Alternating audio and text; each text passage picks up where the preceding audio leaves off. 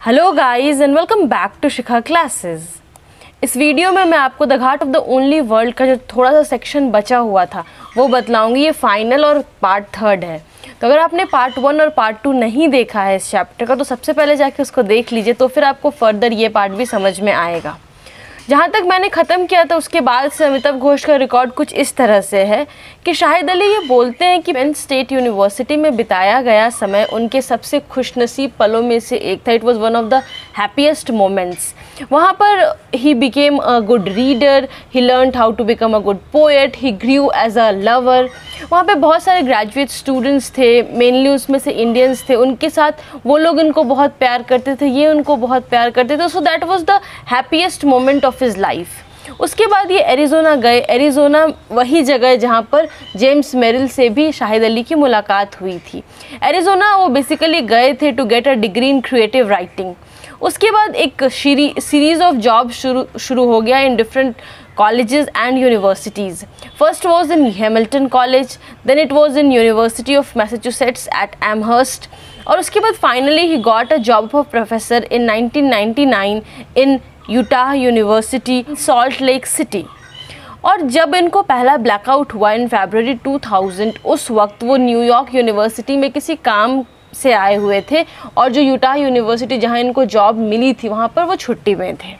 1975 में पेंसिल्वानिया में ये आए। Pennsylvania is a state in United states of America. और उसके बाद से चूँकि इनके भाई वहाँ रहते थे ये भी आ गए और बाद में इनकी 2 बहनें भी यहाँ आ गईं। और आफ्टर 1975 ये हर साल गर्मियों में कश्मीर जाते थे, श्रीनगर जाते थे जहाँ पर इनका अपना घर था।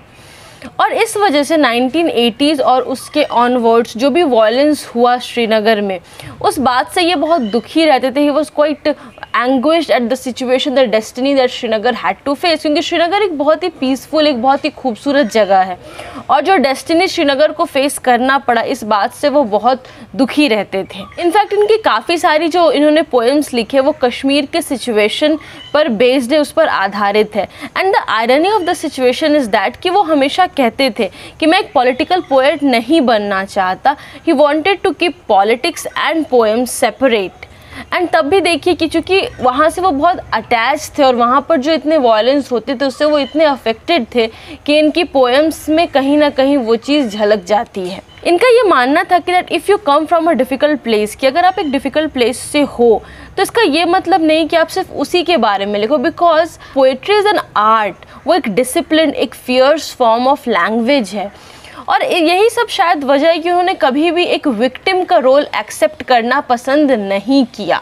हालांकि अगर वो ऐसा करते तो काफ़ी सारे talk shows, television, news channels, इन सब जगह उनका एक परमानेंट प्लेस होता। डिस्कशंस, डिबेट्स में वो हर जगह छाए रहते, पर उनको ये करना बिल्कुल भी पसंद नहीं था।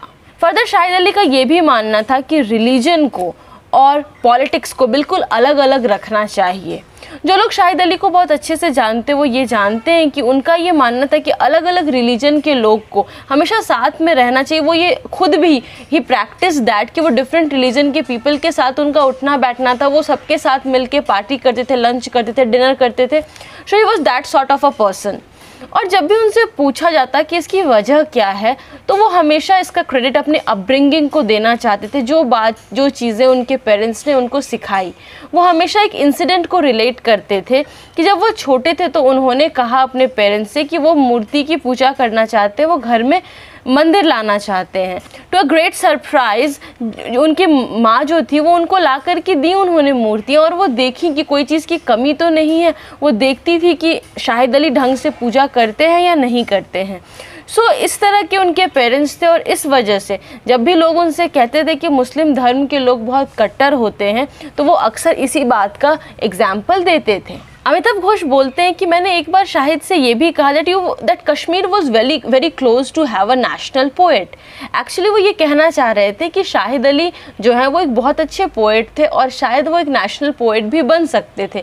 और चूँकि वो कश्मीर के थे तो वो जो नेशनल पोएट होता वो कश्मीर से होता। तो शाहिद कहते लेकिन एक चीज़ ध्यान रहे, मैं नेशनल पोएट बन सकता था पर नेशनलिस्ट पोएट बिल्कुल भी नहीं, क्योंकि नेशनलिस्ट पोएट क्या होता है, जो पॉलिटिकल इंडिपेंडेंस के आइडियाज़ को शेयर करे। और शाहिद ने क्लियरली ये बात बोला था कि he wants to keep poetry and politics apart from each other, इसलिए वो एक राष्ट्रवादी कवि कभी भी कहलाना पसंद नहीं करते। The country without a post office, ये उनके एक पोएम का भी नाम है और जो पोएम्स के कलेक्शन का बुक है उसका भी टाइटल ये है। तो जो पोएम है the country without a post office, उस पोएम में ऐसा मेंशन किया गया कि एक पोएट है जो कि कश्मीर लौटता है, एक मिनारेट जो है वो गिर गया, उसके कीपर को खोजने के लिए वो वहाँ लौटता है। तो उसके बाद अमिताभ घोष ने उनका एक पोएट्री मेंशन किया है। फर्दर ये चीज़ है कि इस पोएम के थ्रू वो क्या फिगर कर रहे हैं, दैट देयर आर टू शाहिद्स, one is the witness and one is the martyr. मतलब एक शाहिद जो वो कश्मीर के उस वायलेंस में, उस हिंसा में कहीं जैसे शहीद हो गया हो, और दूसरा एक शाहिद है जो कि उन चीज़ों को विटनेस कर रहा हो। शाहिद का एक हिस्सा जो है वो उसी कश्मीर में दफन हो गया, उसी हिंसा में कहीं ख़त्म हो गया है। फर्दर अमिताभ घोष ये बतलाते हैं, जो मैंने शाहिद के साथ कॉन्वर्सेशंस के रिकॉर्ड किए थे उसमें एक 5 मई का भी रिकॉर्ड है। तो ठीक एक दिन पहले यानी 4 मई को शाहिद का एक स्कैन होने वाला था अराउंड 2:30 PM, 2:30 बजे दोपहर को। उस दिन एक्चुअली ये डिसाइड होना था कि जो केमोथेरेपी उनको कुछ दिन से पड़ रही थी, क्योंकि कैंसर था तो कैंसर में केमोथेरेपी दी जाती है, तो केमोथेरेपी का कुछ असर है या नहीं, और तब तक के लिए सारे थेरेपी, सारे मेडिसिन को बंद कर दिया गया था। दोपहर जब हुआ तो उसके बाद कॉन्टिन्यूसली अमिताभ घोष शाहिद अली को फ़ोन कर रहे थे पर वो फ़ोन नहीं उठा रहे थे। तब 4 मई के दिन ये सब कुछ हुआ और 5 मई के दिन फाइनली मॉर्निंग में अमिताभ घोष ने कॉल किया और तब शाहिद अली ने उस वक्त फ़ोन उठा लिया। और फ़ोन उठाते देवर नो प्रियम्बल्स, मतलब कोई इंट्रोडक्शन, कोई हाय हेलो नहीं। सिंपली शाहिद अली ने ये बोला कि न्यूज़ अच्छी नहीं है, कोई केमोथेरेपी मुझ पर असर नहीं कर रही है, डॉक्टर्स ने बोला है कि शायद 1 साल या उससे भी कम का समय है मेरे पास। And Amitabh Ghosh was like, he was looking blank, वो एकदम शांत हो गए कि अब क्या इस पर रिएक्ट करना है। एंड शाहिद अली ने ये भी बोला कि अभी तो कुछ वो दवाई वाई सब बंद कर दे, क्योंकि there is perhaps no hope, कुछ वो रेडिएशंस में भी देंगे कुछ समय बाद। अमिताभ घोष ने पूरी बात सुनी एंड फाइनली वो बोल सके कि अब क्या शाहिद, अब कहाँ जाओगे, अब क्या करोगे। एंड शाहिद अली वो डेथ का नाम सोचते ही सुनते ही उनके मन में कश्मीर का जिक्र है। वो बोले अब मैं कश्मीर चला जाऊंगा, पासपोर्ट अरेंज करूंगा, अपने विल को सेटल कर दूंगा। विल सेटल करना मीन्स क्या, जो भी प्रॉपर्टी वगैरह वो किसके नाम कहाँ करना वो सब वो सेटल कर देना चाहते थे, क्योंकि वो नहीं चाहते थे कि उनके जाने के बाद उनके जो सिबलिंग्स, उनके भाई बहन, उनके बीच कोई मिसअंडरस्टैंडिंग हो, कोई लड़ाई झगड़ा हो। और फिर वो कहते हैं कि मैं वहीं पर शांति से कश्मीर में ही मरना चाहता हूँ। वहाँ एक फ्यूडल सिस्टम अभी भी है, वहाँ पे भी अभी ज़मींदारी की प्रथा है, और प्लस वहाँ मेरे फादर है, वहाँ पे काफ़ी सपोर्ट मुझे मिल जाएगा, और इस वजह से मैं वहाँ जाना चाहता हूँ, क्योंकि मैं नहीं चाहता कि मेरे मरने के बाद मेरे भाई बहनों को समस्या हो मेरे डेड बॉडी को कश्मीर ले जाने में, जिस तरह से हम लोगों को अपनी माँ का बॉडी ले जाना पड़ा था। बाद में logistical and some other reasons के वजह से वो कश्मीर नहीं जा सके and he was contented to be laid in Northampton. Northampton में उनके बॉडी को बरी कर दिया गया। नॉर्थहैम्पटन एक शहर, एक सिटी है जो कि एमहर्स्ट शहर के बगल में है, उसके नज़दीक है। और एमहर्स्ट शहर जो है वो शाहिद अली के लिए बहुत अच्छी यादों का शहर है, क्योंकि वहाँ पे उनके बिलवेड जो थी एमिली डिक्सन, उनकी यादें हैं उस शहर से जुड़ी, and perhaps that's why he was satisfied to be laid in Northampton.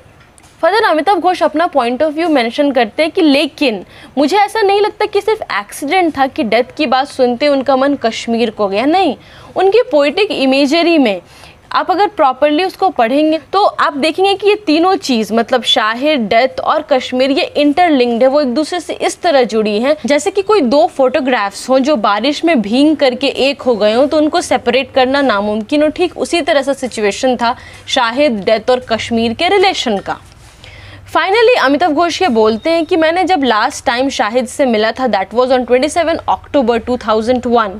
वो अपने भाई के यहाँ एमहर्स्ट में थे और वहाँ पर कभी कभी ऐसा लगता था कि उनके साथ बहुत अच्छे से पुराने दिनों की तरह बातें हो रही हैं, और कभी कभी वो सब कुछ भूल जाते थे और कुछ कुछ रुक रुक के बातें होती थीं वो। लेकिन ऐसा लग रहा था as if he had a settlement with death, जैसे कि डेथ के साथ उनके अब कोई कॉन्फ्लिक्ट्स नहीं हैं। उन्होंने एक बार मुझसे कहा था कि जब भी मैं मरने की बात सोचता हूँ मुझे ऐसा लगता है कि अगर आफ्टर लाइफ है तो शायद मरने के बाद मैं अपनी माँ से मिलूँगा। तो शायद वही वो थॉट था जो शाहिद अली को उन दिनों एक सुकून देता होगा, ऐसा अमिताभ घोष गेस कर रहे हैं, स्पेक्यूलेट कर रहे हैं। Finally, Shahid Ali left his mortal body and this world at 2 a.m. on 8 दिसंबर 2001। और अब उनके एब्सेंस में अमिताभ घोष ये बोलते हैं कि मुझे समझ नहीं आता कि इतने कम समय की दोस्ती का इतना बड़ा खालीपन, उसके जाने पर इतना बड़ा खालीपन मेरे लाइफ में आ गया है, इस चीज़ को मैं एक्सप्लेन नहीं कर सकता। लेकिन हाँ, आज भी मैं अपने लिविंग रूम में बैठता हूँ, मुझे उस दिन की याद आ जब उन्होंने वो पोएम हम लोगों को सुनाया था जिसमें उन्होंने इस दुनिया से फेयरवेल यानी विदाई की बात की थी। The poem was I dream I am at the ghat of the only world. और इस लाइन के साथ ये स्टोरी भी खत्म होता है। होप आपने तीनों पार्ट्स देखे होंगे, आपको समझ में भी आया होगा। अगर नहीं समझ आया कोई पॉइंट, कोई वर्ड, तो नीचे कमेंट बॉक्स में लिख करके बतलाइएगा या फिर आप फेसबुक पेज पर मैसेज भी कर सकते हैं। लिंक नीचे डिस्क्रिप्शन बॉक्स में दिया हुआ है। See you in the next video. Till then keep smiling. Have wonderful days. और बहुत सारे लोगों ने ग्रामर पर वीडियो बनाने के लिए बोला है, तो मैं प्रिपेयर कर रही हूँ some videos on narration, voice and subject verb agreement. जैसे ही बन जाता है मैं अपलोड कर दूंगी। होप आप लोगों को उससे भी फायदा हो। Thank you.